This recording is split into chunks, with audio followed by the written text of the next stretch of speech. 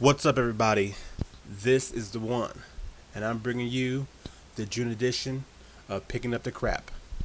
My look at the past month NPD sales for hardware and software. The month of June was great for the industry on the hardware side of things. Every platform received an increase in overall hardware sales from the previous month of May.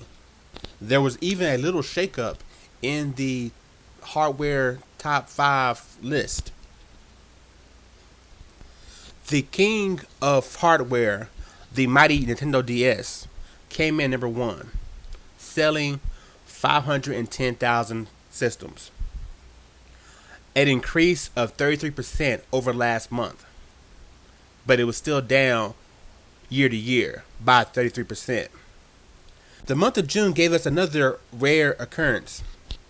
The Nintendo Wii wasn't number 2. For this month, it was actually the 360, which sold 451,000 systems, an increase of 132% over the month of May, and an increase of 88% year to year. Trading places with the Xbox 360 was the Nintendo Wii, coming in at number 3. It sold 422,000 systems, an increase of 26% over May, and being up 17% year to year. Fourth, the PS3, which finally starts selling some respectable numbers. It comes in with selling 304,000 PS3s, an increase of 97% over May, and an increase of 85% year to year. Another platform that has been struggling lately was the PSP. It finally comes in selling decent numbers. 121,000 systems were sold last month, an increase of 104% over May, but still being down year to year 26%. Why the sudden change in hardware sales? The major increases across all platforms? Well, basically, last month a lot of things happened. First, Microsoft released the 360 Slim. At the same time, they price cut all their older models. So you could find an Elite or an arcade version a lot cheaper, $50 cheaper than what they were before. Gamers who want to replace their 360, this is a good time to do it. I suspect these sales will drop next month due to the fact that all the older models will be out of the stores, replaced by the new price of the new Slim, since the price cut is only available as long as the old stock is still in supply. Next, this will be the first full complete month with the new Nintendo Wii bundle on store shelves. A Nintendo Wii, a full Wiimote with Wii Motion Plus, and 2 games, all for $199. Currently the best deal on the market if you just want to play games. And consumers, new gamers, are running to it. Last month, the Wii sold over 300,000 systems, and this month it's increased to 400,000. There's still high demand in the Nintendo Wii. On the Sony side of things, it seems they finally got their supply and demand issues taken care of, with the PS3 selling over 300,000 systems finally. It still wasn't enough to overthrow the Wii or the 360, but still, the PS3 needed to sell these kind of numbers to have any chance of, gaining some ground. On the PSP, the release of the new Metal Gear Solid Peacemaker, I believe, helped push a little bit of those hardware. Well, at least for hackers who want to buy old PSPs and hack them to play the game. Either way, it helped them out too. The top 10 in games was controlled by Nintendo, Take-Two, THQ, and Nintendo's third parties. If Take-Two didn't already know it, Red Dead Redemption is their new Grand Theft Auto. It's going to sell big and sell for a while, going number 1 again for the second month on the 360. Followed by Super Mario Galaxy 2 for the Nintendo Wii, and then Red Dead Redemption for the PS3, coming in at number 3. After that, it's Nintendo holding it down. New Super Mario Bros. Wii, again that was released last year, still in the top 4. Followed by that surprise hit that just won't stop, Just Dance, Ubisoft.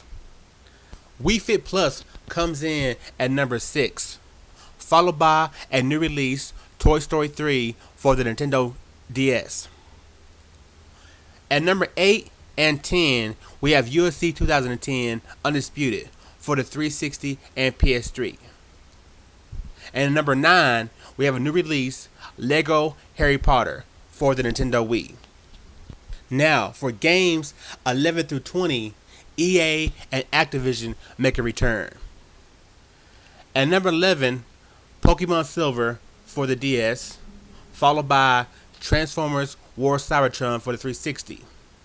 Next, we have another Nintendo entry, Super Mario Bros. DS. At number 14, Call of Duty Modern Warfare 2 for the 360. This game has some legs, especially on that system.